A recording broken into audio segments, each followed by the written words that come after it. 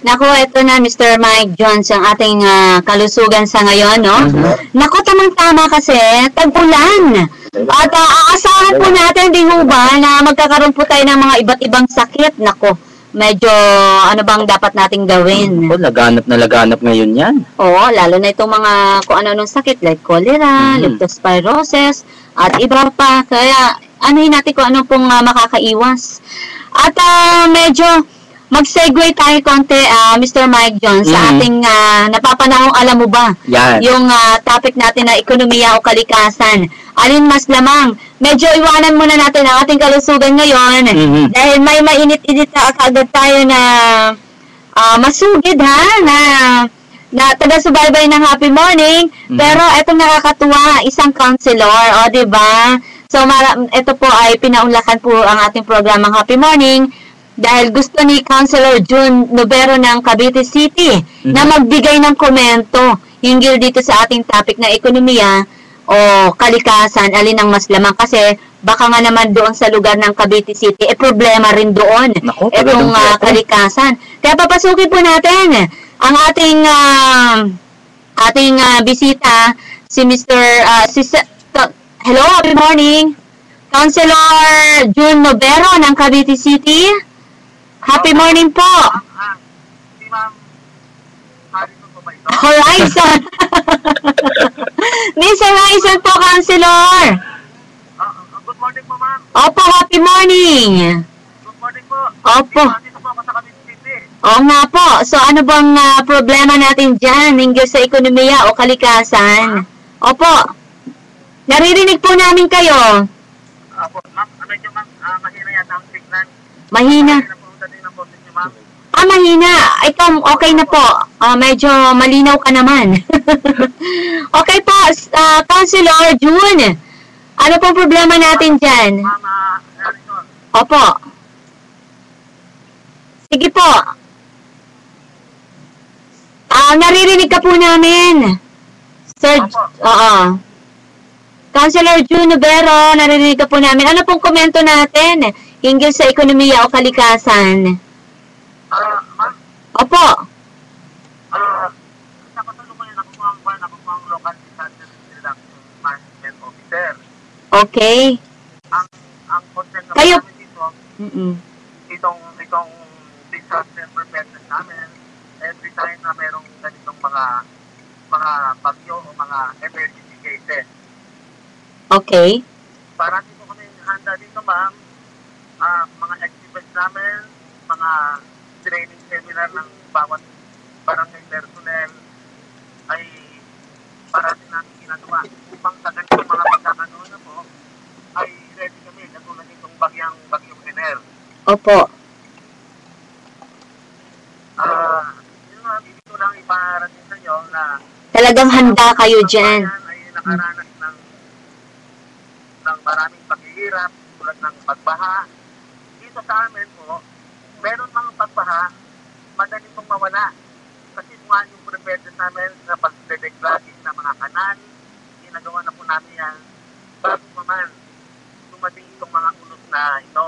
Abang, magaling po pala yung inyong ginawa dyan. Abay, dapat huwaran po pala At, so, hindi yung kung kailan nandyan ang baha sa kanatataranta.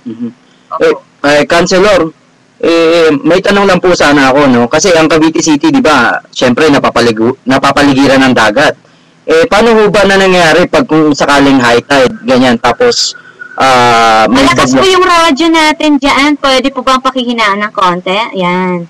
Okay, nag-e-echo. Okay na po. Sige. Hindi naman marinig pag hininaan ng radyo. Okay po, sige po, Councilor. Ganito, volume na lang ng konti. Nag-e-echo kasi. Ayan. Okay, hello? Hello, ma'am. Okay, pagpatuloy po natin. Narinig niyo po ang tanong ni Mr. Mike Jones? Sorry po, akala po tinatanong kayo sa akin, kayo lumapit ako sa radyo. Opo, may tinatanong si Mr. Mike Jones. Councilor. Nga po, dahil sa pakikiprepare natin ang sudan namin, Opo. tapos ang preparedness na ready kami, kaya hindi masyadong nasananda. Mm-mm. Ngayon, dahil ano naman yung action na gagawin natin, pagkatapos ito, nag-declare kami kagad ng state of calamity in order for our city mayor na mag-release ng funds para man lang sa mga please itong mga naapektuhan. Na-releasean po ba kayo ng fund naman dyan? Ang aming Department of Social Welfare and Development ay busy ngayon sa pamahagi ng mga pagkain at iba pang mga needs itong mga nasa tabing dati. Ayun po, busy po ngayon ang mga distributi, ang mga barangay captains na nandito ng seminar ay alam kung anong gagawin, paano ito tamang ng mga bigyan. Aba, congratulations po sa inyo. Napakagaling. Napakaganda pala ng inyong ginawang samahan dyan, at talaga aktibo kayo sa inyong tungkulin. At maraming salamat. At sana nga matularan po kayo, Councilor June, sa inyong magaling na paghahanda para sa etong kung may sakaling may sakuna dyan sa Bagyo. Kumusta naman yung kalikasan natin dyan sa Cavite City? Medyo kalbo na ba ang mga kabundukan natin dyan? Kung kaya bumabaha tayo? Sa Cavite City po, walang bundukan rito. Okay. Ang Cavite City po ay surrounded by 3 bays. Okay. Tatlong dagat, ang Manila Bay, Pachacaboy at Bacoor Bay. Marami ba tayong mga bangka dyan kung sakali? Yan na nga yung ginawa ninyong paghahanda. So, maraming salamat at patuloy pa sana po ang inyong ginagawa dyan na paghahanda na hindi yung oras lamang ng sakuna, saka lang tayo natataranta. So, maganda po yung ginawa ninyo at sana nga po matularan naman kayo sa iba pang mga lugar. Councilor Jun Novero. At congratulations sa inyo po. Congrats po, sir. Yes, ma'am. At huwaran ka. Horizon. Opo.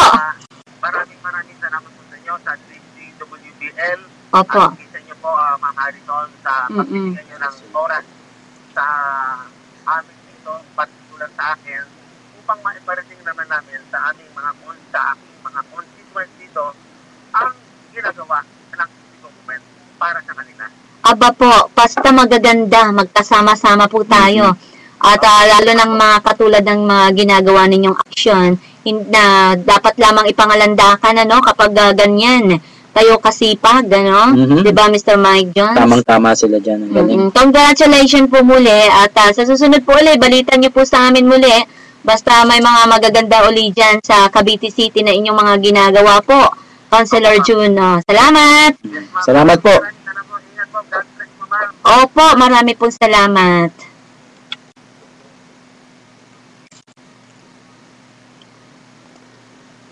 Okay, Mr. Mike Jones, at talagang congrats naman natin, dyan sa Cavite City. Ang sipag ng councilor dyan, si Jun Novero, na kung saan talaga namang hindi lang oras ng sakuna, saka sila naghahanda. Meron silang tawag na preparedness. Tama, Diba? yun nga. So, hindi sa salita. Ginagawa. Marami naman yan, Mr. Mike Jones, kahit sa lugar. May mga preparedness na naman na ginagawa sila. Problema, hanggang dun lang. Yung iba kasi parang natitigil yata yung budget nila, no? Oo. Minsan may mga ganun eh. Ito si Councilor, at kahit na wala pa yung budget, talagang naroroon na rin sila. At talagang hindi pinupukpok na rin nila talaga ng gusto na bigyan sila ng budget para lalo nilang gampanan ang kanilang tungkulin. Mas mapaganda. Oo. May budget dapat o wala pa. Naroon ka na, nakahanda ka na. Yan ang mga dapat tularan. Oo. At pukpukin ang mga hindi naglalabas ng budget. Yan. Di ba? Ganun lang yun. O hala.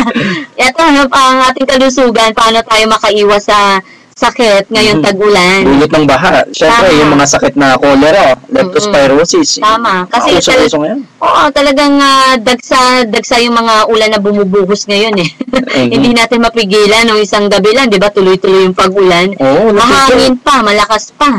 So So, hindi maiwasan maambunan yung mga anak natin, di ba? At talagang, halimbawa, ikaw, pumasok ka kung saan ka kumpanya pumapasok, hindi maiwasan maambunan. At talagang diyan pumapasok mga sakit na like cholera.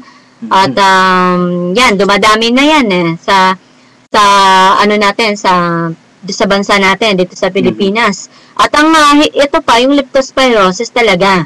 Dahil kumalat na rin yan. At nakukuha yan sa tubig baha. Diba? Kasi yung mga ihi ng daga, kung anong dumi yung... Tama. So, maraming karamdaman na pwede po natin. So, paano natin iwasan? Dapat daw po pala, talagang siguraduhin daw po natin yung ating mga pinagkukunan po dyan ng tubig, ha? Tingnan natin, alamin natin kung saan galing ito at ito ba'y ligtas at talaga bang napakahalaga yan para sa ating kalusugan. Kasi mamaya nga, parang iba, no? Choice, ito na lang, kung ano na lang tubig, ano? So, bahalang nauhaw tayo kung hindi naman sigurado ang tubig natin, wag na lang po natin inumin. Yun yung mabigat kasi, di ba, doon nakukuha yung cholera. Yung, syempre, nagbabaha, tapos, yung mga kababayan nating iba dyan, syempre, doon na lang kukuha sa gripo. So, ngayon, may dumi na yung tubig, nainom ngayon nila. Tama. Kaya kahit tag-ulan, maging sigurista pa rin po tayo sa pagkuha natin ng tubig sa pinag-iigiban po natin ng tubig kung saan-saan. Kasi lalo na yung talagang iniinom po natin, ano? So, wag po tayo manghinayang, wag po tayong parang magiging, ano na lang, tawag nito, bukang bibig na lang na, wala tayong choice na, uuhaw tayo. No, mali daw po yun. So, maging sigurista tayo, gumawa talaga na tayo ng paraan kung saan pong may tubig na talagang alam natin na malinis. Dahil talaga po mas mahirap magkasakit kaysa pang tawid uhaw. Ang sabi nga nila, pakuluan nyo muna ng 3 minuto ang tubig para siguradong malinis. Tama yon. At talaga bago daw pakuluan ng tubig, maaari din salain pa rin pala yung tubig na yon. Kasi medyo hindi pa rin malinis pala yun. Kaya kailangan sasalain natin.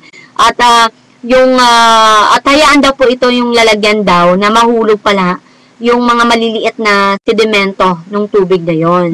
So, ganun po ha, napaka-importante. Kaya panatilihin po natin na wasto yung pagtapo naman ng ating dumi, at yung mga dumi ng tao. Naku, talaga pong baka lumulutang-lutang na yan sa baha. Naku, meron tayong nakita sa sa Facebook. Nagbabasketball pa sila sa baha.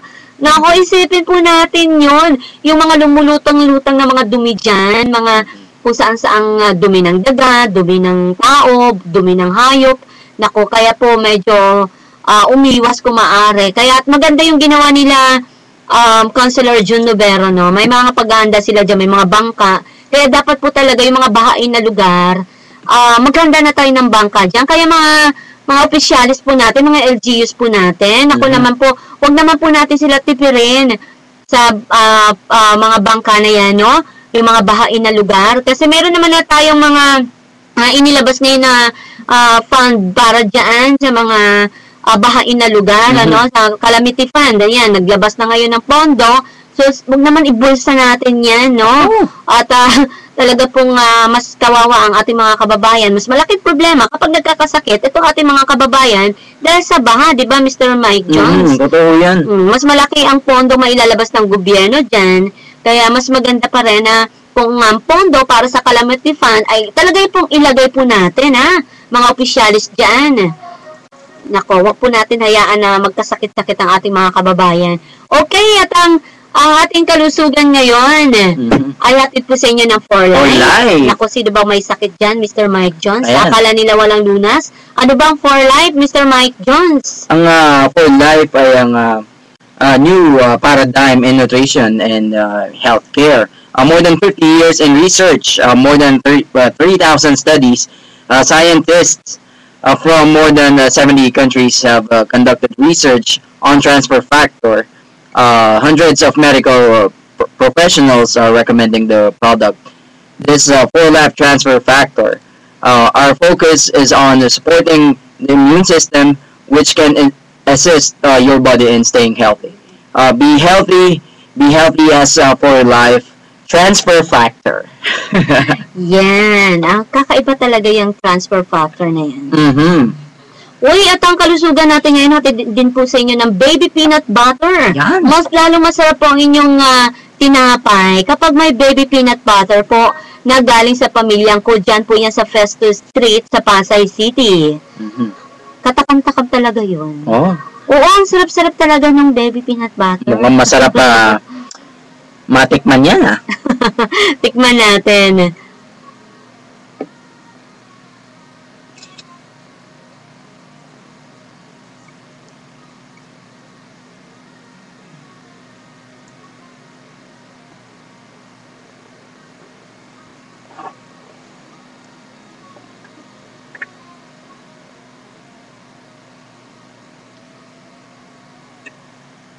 Oy, marami nakikinig sa live streaming natin, Ang dami nga nakabang. Binabati ko nga pala si Michael Linaw and of course si Joanna Brady. At nga pala yung pamangkin ko, Miss Horizon, si Angel Estrada. Binabati ko kayo dyan, si Syrie, si Darlene, si Sam, si Angel, ang ate ko, at ang mga kapatid ko sa States, si Kuya Larry. Happy birthday sa'yo, Kuya. At ang kapatid ko sa Kuwait na andun sa US Army siya eh. Ay, may special announcement pala. Itong ating Brady Advertising.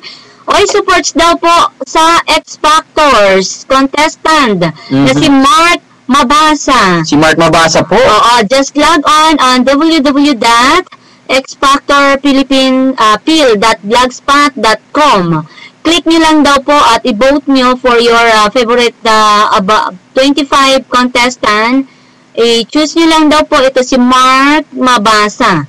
Then, vote. Yan. I-vote nyo yan. And then, check nyo lang po sa kanyang page, Brady Advertising, para sa mga iba pang detalye.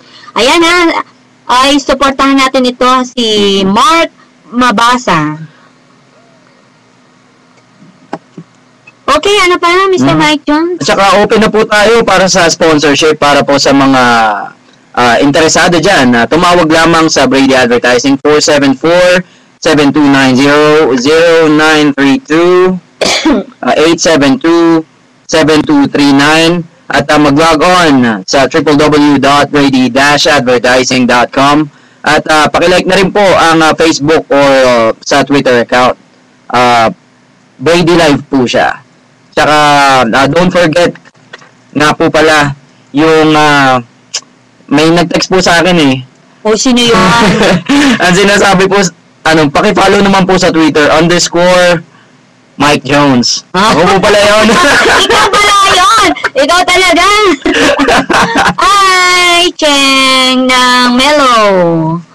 Uy, kinig kayo sa Mellow 94.7 FM. Okay, at isusunod na po natin ang ating napapanahong Alam Mo Ba? Happy morning!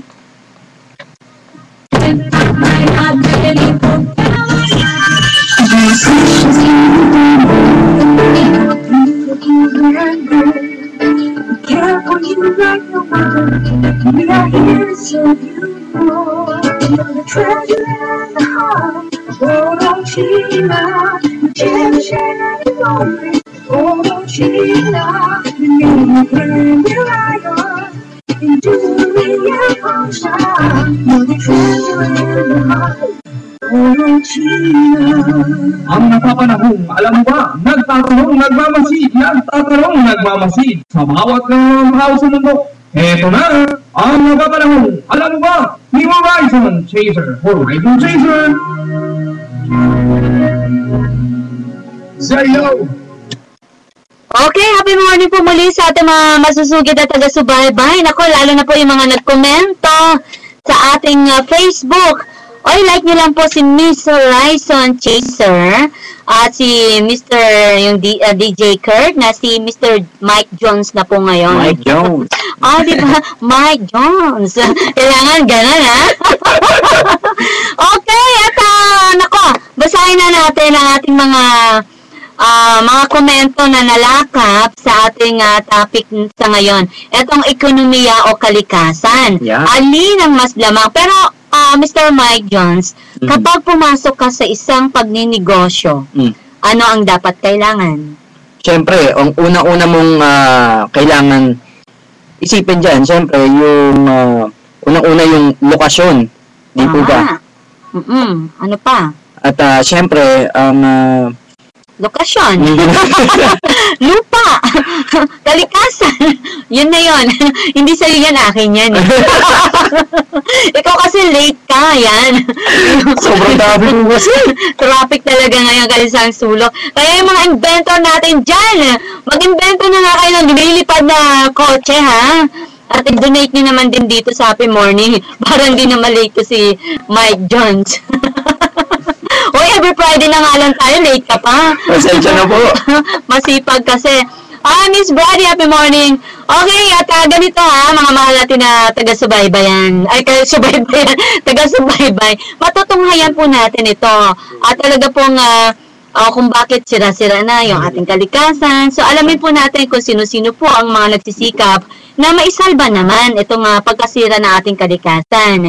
At alam niyo po ba kasi noong pang 1972, natukoy na po pala itong ng United Nations Conference on Human Environment po yung posibilidad ng ugnayan nitong kalikasan at ng kaunlaran natin. Kaya, pero bago po yan, ay magbasa muna tayo ng mga komento.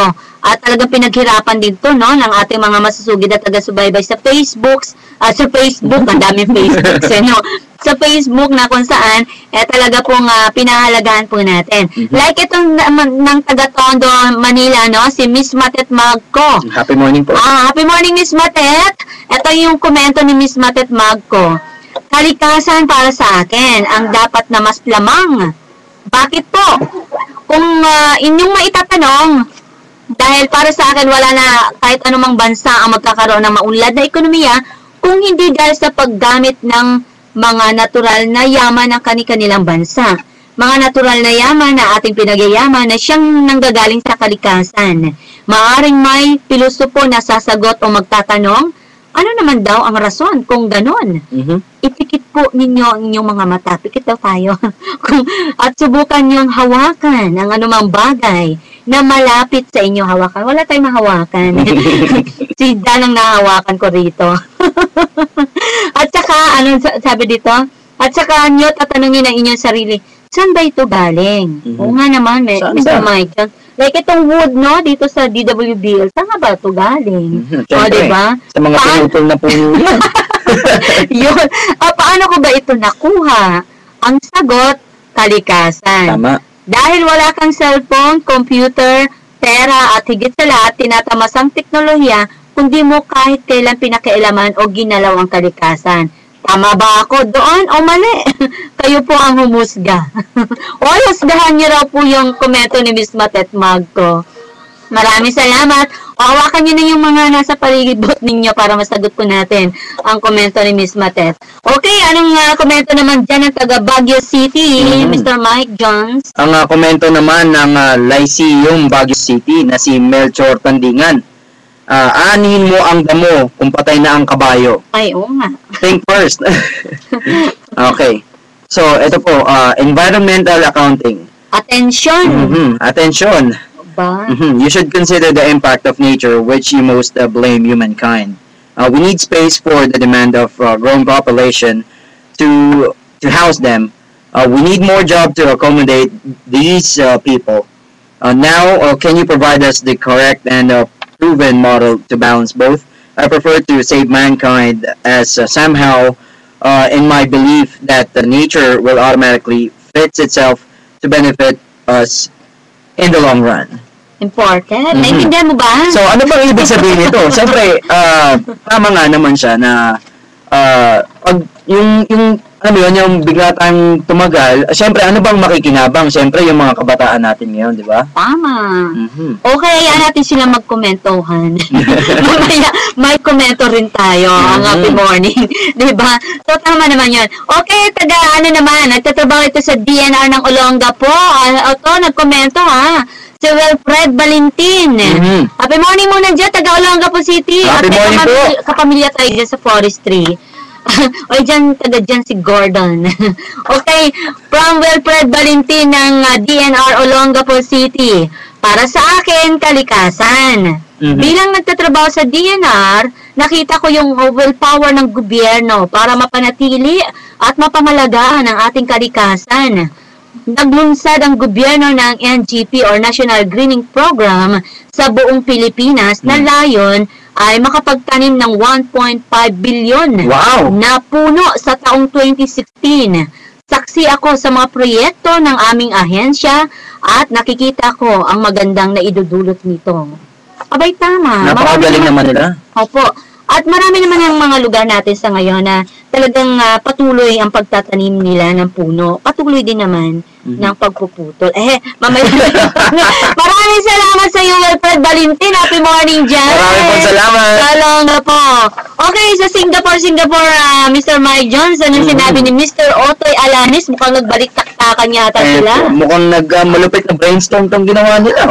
Okay. Happy morning pala sa iyo, Mr. Utoy Alanis. Napakagandang pangalan. Siyempre, kalikasan. Kasi paano unlad ang isang bansa kung hirap sa kalikasan? Paano makikitang maganda ang ekonomiya kung di maganda ang kapaligiran? Sino investor ang dadayo sa bansa kung hindi maganda ang kalikasan? Kaya dapat alagaan ang kalikasan kasi diyan nag-uumpisa ang pangunlad ng isang bansa. Itulad natin sa bansa, Pinas. Ano ang makikita natin, di ba?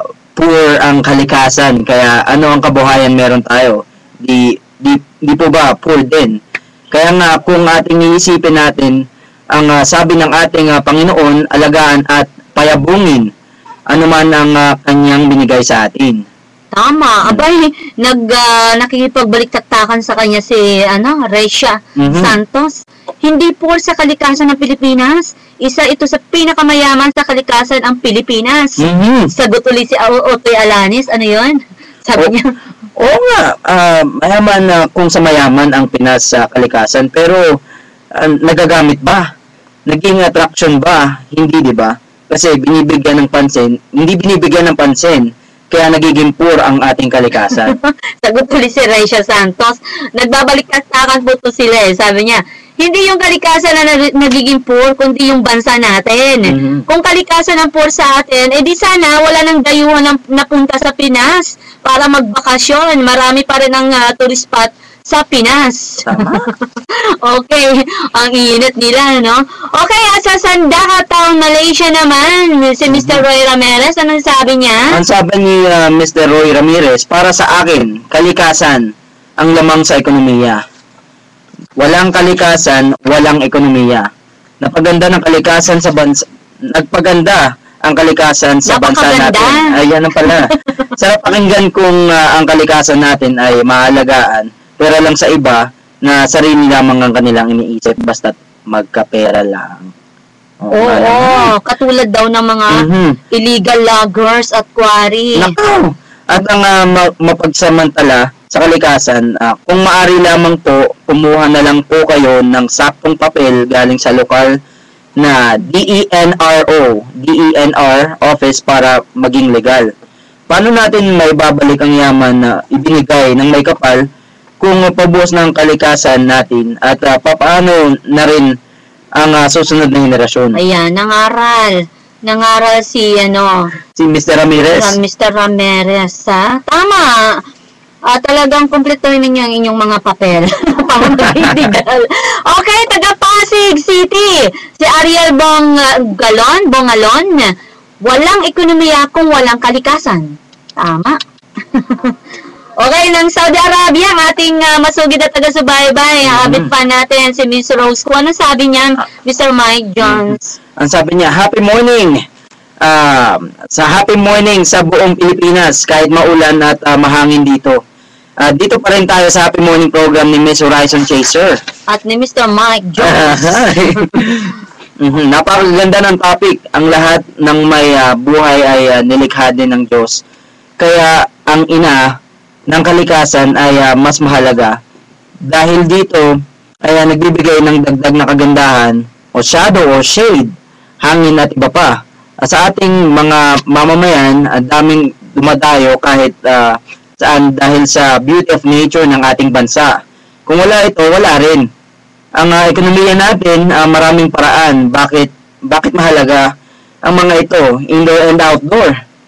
Ating napagmasdan na lahat ng green at clean surroundings nagbigay ng peaceful, peace of mind and adds more beauty to all viewers. Kaya Sunny.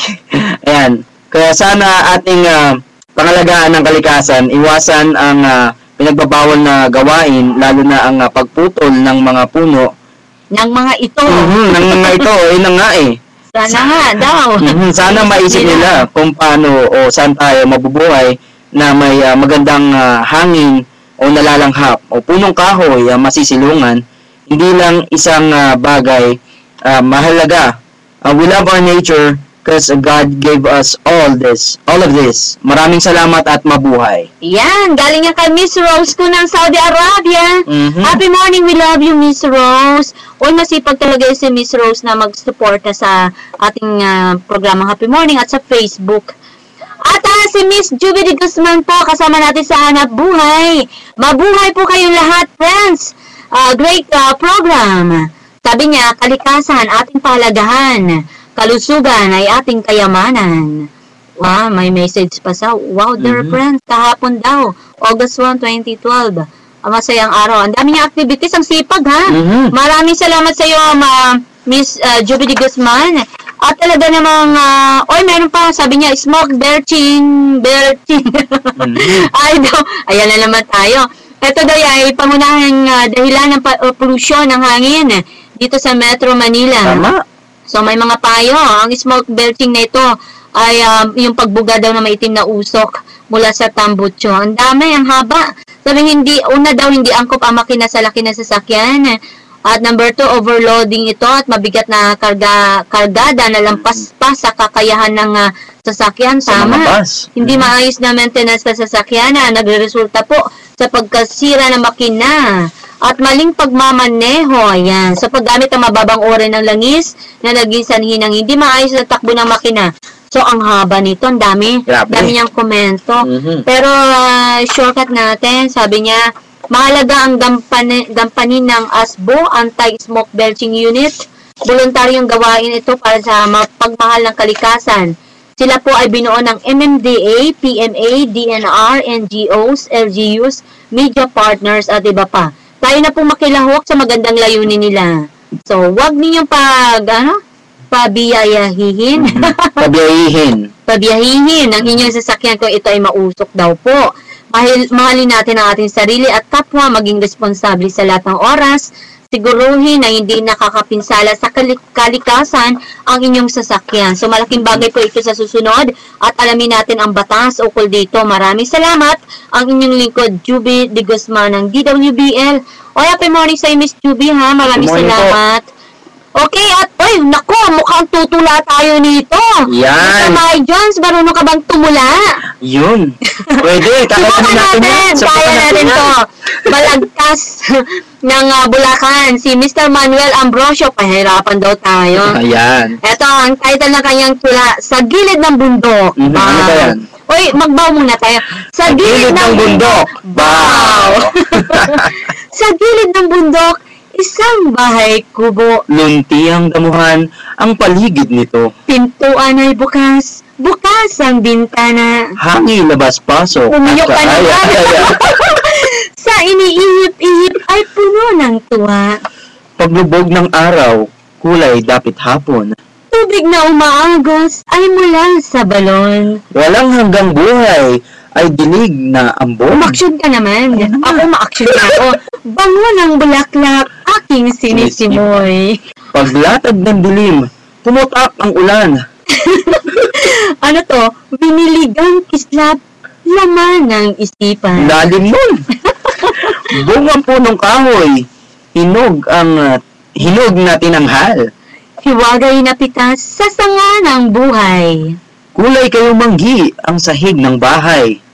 Kumikintab kusa sa sinag ng buwan. Pumatak na luha ay perlas ng kinang. Uy, dapat lumuluha ka naman dyan. Wala kang kapiling-piling, Mike Jones. Nakapikit na nga ako. Okay, lagyan natin ng damdaming konti na lang. Sige. Nilinis ang lupang bakas ng katawan. Naiyak ako. Isang bagong araw, muling sumasabog. Uy, ang huni ng ibon, 1,000 tunog. Sigaw kaluluway, 1,000 putok. At sa bahay kubo, sa gilid ng bundok. Sa gilid ng bundok, Isang bahay kubo.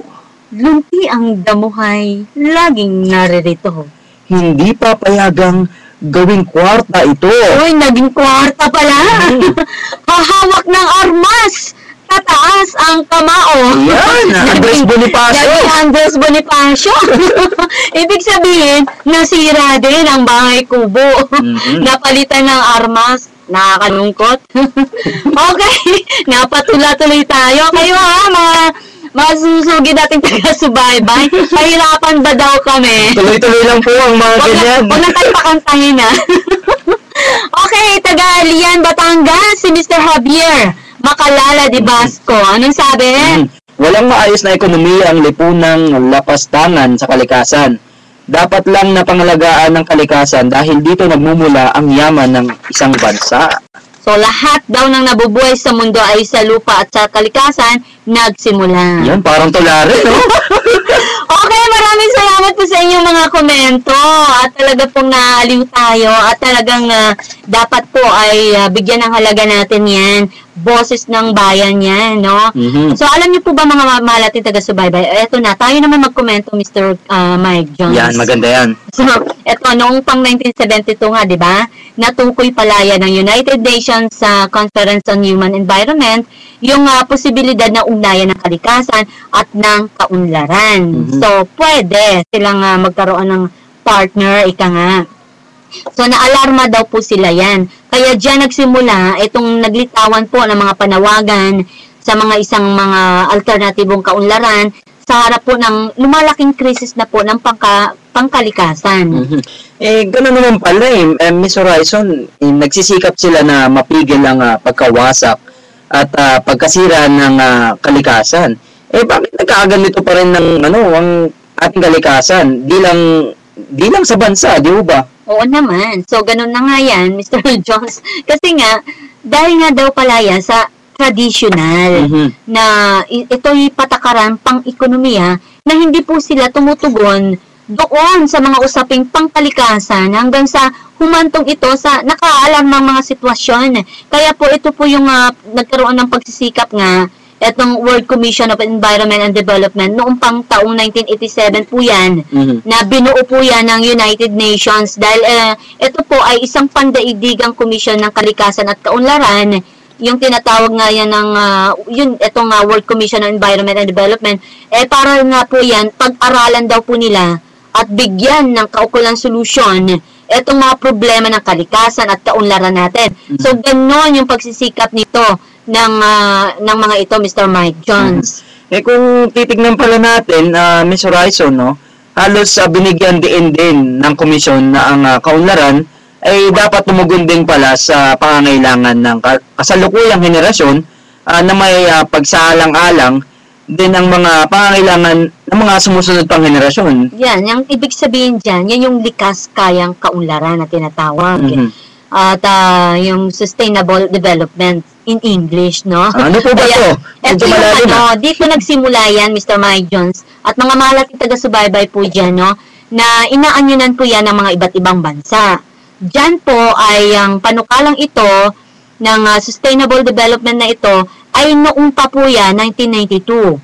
At idinaos po yan, itong conference na ito, itong environment na ito, o ng Earth Summit ng doon sa bansang nagsimula sa Rio de Janeiro, sa Brazil, at iba pang bansa kasako po dito. Kaya doon po, binalagkas na po nila yan. At pinagtibay na rin po nila yan, itong mga nabanggit na komprehensya, yung Agenda 21. So, ito po yung layunin ng Agenda 21 na yan, ay para po, pag-isahin daw po, yung isyong pangkalikasan, sa pangunahing patakarang pangkaunlaran. Ang ganda pala ng Agenda 21 nila, Miss Horizon. Tama. No, isipin mo na ang Agenda 21 ng pag-isahin ang mga isyong pangkalikasan sa mga pangunahing patakarang pangkaunlaran. At mukhang bibigyan pa nila ng konsiderasyon ng dokumento ang mga epekto ng mga pang-ekonomiyang aktibidad sa kalikasan at ganoon din ang epekto ng pagkawala ng likas na yaman dahil sa pang-ekonomiyang produksyon. Tama. Kaya nasa dokumento rin yon yung provision po kung paano daw makamtan o sukatin yung likas ng kayang kaunlaran. Sa madaling sabi po, idinidiin dyan ng Agenda 21 na ito na dapat nakasalalay at pananagutan po ng mga patakaran na yan ng pang-ekonomiya itong idudulot itong epekto sa ating kalikasan. Kaya sa ganitong mga idea po ay nagluwal po yan ng konseptong ito, itong environmental accounting. So ayon sa environmental accounting ang ganda ng sinabi nila, aanhin pa ang sosyo-ekonomikong kaunlaran kung ang kapalit naman daw po nito ay yung pagsira o pagkawala ng kalikasan. Kaya tingnan mo, Mr. Jones, kung ano ang kahulugan ng gamit ng environmental accounting. Ang terminong itong environmental accounting kasi, pinaikli yan nitong tinatawag na Environmental and Natural Resources Accounting o ENRA. Ito yun. Pinaikli lang nila. Kaya tinatawag din ito ng Green Accounting or Resource Accounting. Kung kaya po, ay di kaya pwede rin tawagin itong integrated economic or environmental accounting din po. Ito yung konsepto ng environmental accounting po, naglalayon po iyan na isama pala yung kalikasan sa traditional na pagsukat ng pang-ekonomiyang kaunlaran. Kaya ang traditional na ito po, na pagsukat na ito ng kaunlaran ng pang-ekonomiya natin sa ating bansa, ay sa pamamagitan po ng macroeconomic indicators. Yung po dapat ang gamit katulad ng Gross National Product, yung GNP natin, yung Gross Domestic Product o GDP. No? Ito po yung, sila po yung nagbabalanse ng kalakaran at iba pa. So, yung mga yan, yung grupo na yan, sila po yung tagapagsukat na dapat gamit yung macroeconomic indicators ng GNP at ng GDP. Kaya po yung mga datos nito, para makuha daw po yung mga ito, magmumula pa yan sa tinatawag na System of National Accounts. Yan yung SNA. Ayang hinihimay-himay po pala ng SNA yung itong mga aktibidad ng ekonomiya ng isang bansa. Kaya nakita nyo po mga malati taga-subaybay, Mr. Mike Jones, kung gaano kaganda ng hangarin nila para sa ating kalikasan na maaring magalaw ang mga ito. Itong kalikasan na ito na dapat na hindi masira, no, dahil sa tinatawag na macroeconomic indicators. Kasi pwedeng galawin itong kalikasan natin dahil doon nga tayo kukuha ng para ikaunlad natin. No, para tumaas ang ating ekonomiya ng ating bansa, pero dapat gamit ang macroeconomic indicators daw na ito'y isang tradisyonal na panukat. Kasi need din naman daw po ito na talagang dapat naumunlad tayo yung ating ekonomiya. Dahil lahat ng gamit natin ngayon, syempre, Mr. Mike Jones, di ba nanggagaling sa kalikasan? Tama. Di ba? So, pero, yun na nga, para maingatan, gagamit ka ng macroeconomic indicators. Ang Gross National Product, yung GNP, ito po yung kabuang halaga ng produkto daw po at serbisyong nilikha po ng bayan at sa loob at labas ng bansa, ito po ay talagang isang takdang panahon niya na kadalasan tinatawag na isang taon. Yung konsepto naman po ng GDP or Gross Domestic Product ay tulad din po yan ng GNP. Pero, binibigyan konsiderasyon lamang daw po nito yung mga produkto at yung serbisyo na likas sa loob ng bansa lamang daw po. Sa loob lamang ng bansa.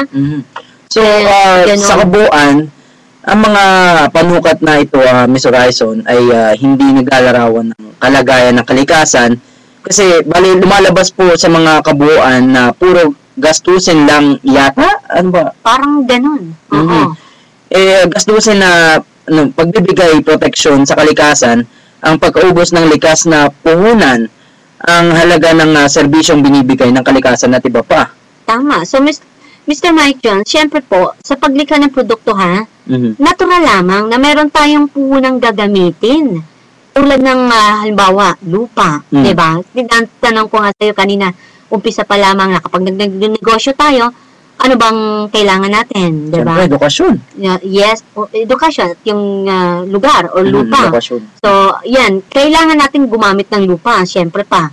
At mga produksyon na, halimbawa, kagamitang pang-produksyon, ano ba yan, no?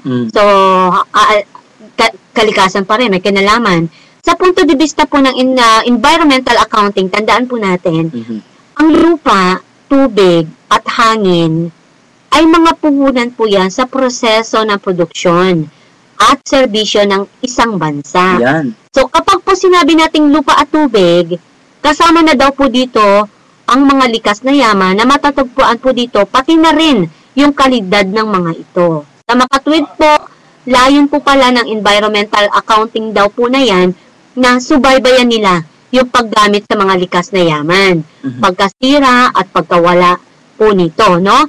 At sa isang takdang panahon, ito yung tinatawag na isang taon. So, ang tanong, bakit kailangan ng environmental accounting? Kasi ganito yon, bunga daw po ng lumalalang krisis ngayon sa kalikasan at pagtaas ng kamulatang pangkalikasan, lumitaw po ang pangangailangan para suriin itong ugnayan ng kalikasan at ng ekonomiya. Kaya para magkaroon po ng isang komprehensibong evaluasyon ng isang sustenidong kaunlaran, ang hirap magtagalog, ito po ay saklaw at sakop ng pagtatasa ng pang-ekonomiyang kalagayan at kailangan palawakin po. Kaya nararapat lamang daw po na isama daw po ito yung pagtayang ito ng kalikasan ng bansa, lalo na tungkol sa pagkasira at pagkawala po nito. Kaya ang ganda naman, diba, na tunguhin ng environmental accounting. Sobra. Kaya po ay, halimbawa natin yung kagubatan natin dito sa Pilipinas. Yan nung mga unang panahon daw po, napakalawak pa ng ating kagubatan. Sagana tayo sa iba't ibang klase ng puno, hayop, at yung mga malililis na tubig, sariwang hangin. Mayabong. No? At yan, nalalanghap po natin yan. No, dahil sa pagdami daw po pala ng tao, nako, dyan po nagsimula, naging kaalingsabay po nito ang urbanisasyon or industrialisasyon, no?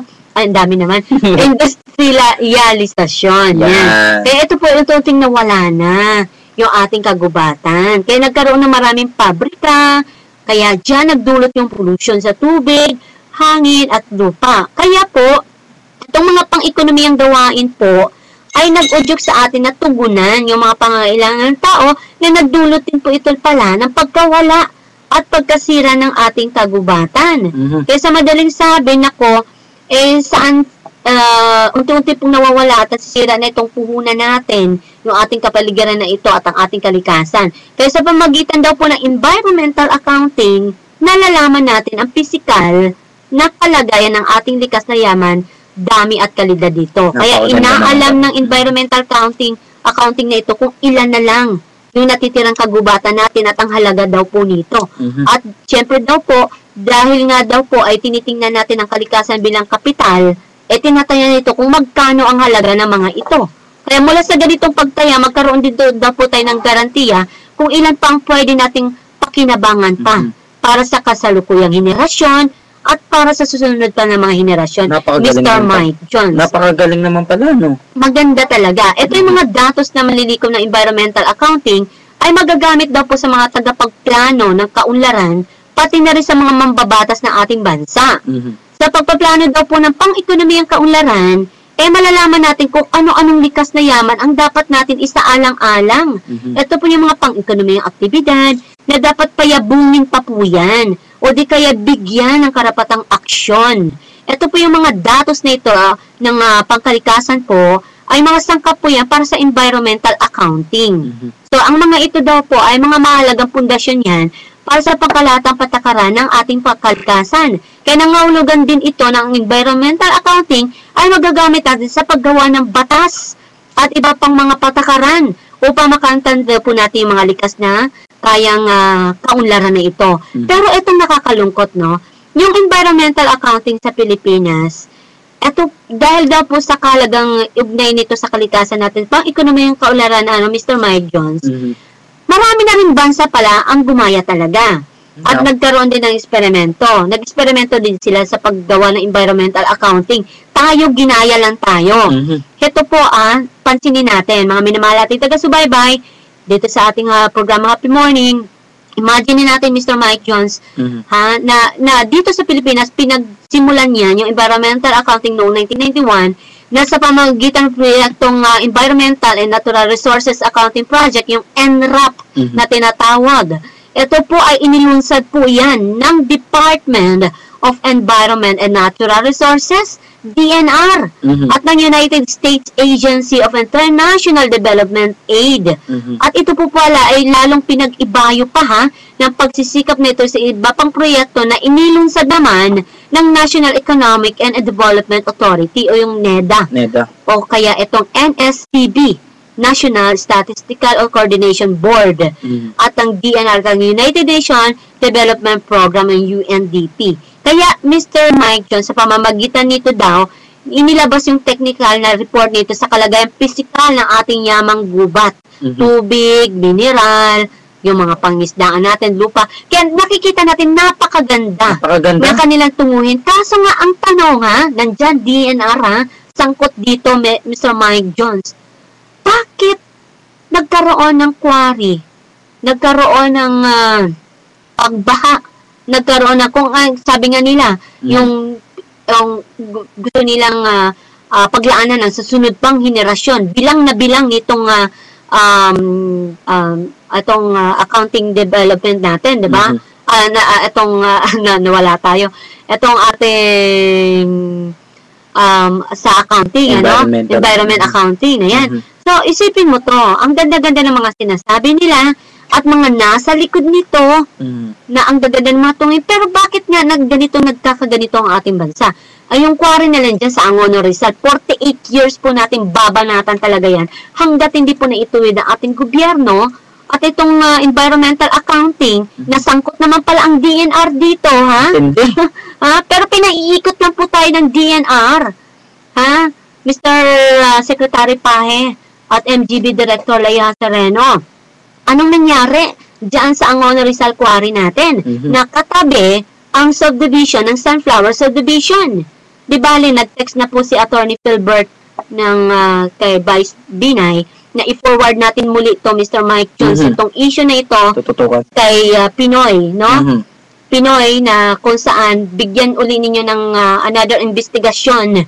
Paano nangyari at winalang walang bahala, nakitang-kita ng ating mga mata. Di ba, Mayor Jerry Calderon, kita ng mata mo rin, ikaw mayor dyan sa Angono Rizal, na hindi dapat magkatabi ang subdivision at ang quarry. Di ba? At ngayon, nasaan ang sinasabing pag-iingat sa kalikasan? Kung kalbo, 2 bundok kalbong-kalbo na, tapos ganito, ngayon pa lang sila magtatanim. Pag nagtanim ka ng mga puno, Mr. Mike Jones, ilang years pa yan bago tumubo? 15 years. Pero mas malaki pa ang uka ng lupa, mas mabilis pa sa alas 4 kapag sila nagkalbo ng gubat. Diba? So, kabaliktaran lahat Tapos ngayon, magtataka sila kasi bumabaha. Itong environmental accounting natin na kung saan nilagdaan po yan ng dating Pangulong Fidel B. Ramos natin, itong Executive Order 406, AO 406 noong ika-21 ng Marso 1997. Itong institutionalization na to po ng Philippine Economic, Environmental and Natural Resources Accounting po natin yung PENRA system na ito, sa loob po ng DNR, NEDA at ang NSTB, sila po yung pangunahing tinatadhana ng EO na ito sa pamumuno ng NSTB na kung saan po inihanda po nila itong isang yugto na kasaysayan ng environmental accounting dito sa Pilipinas na ginaya din sa ibang bansa. Sa pagbubuo ng Manila Group ng isang organisasyon ng bansa sa Asia Pasipiko na nagsasagawang environmental accounting. Kaya ang Manila Group po ay iminungkahing katapat yan ng London Group.